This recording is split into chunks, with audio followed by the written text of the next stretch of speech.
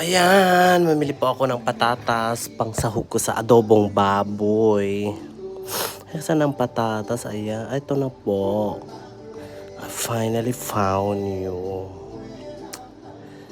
Ayan, simulan ko pong pagluluto ng adobong family recipe. My own recipe.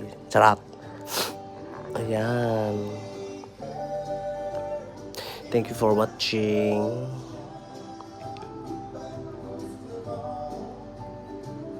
That's it.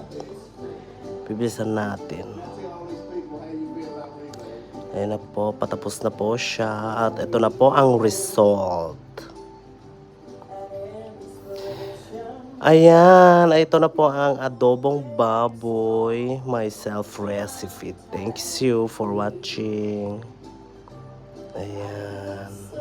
Thanks.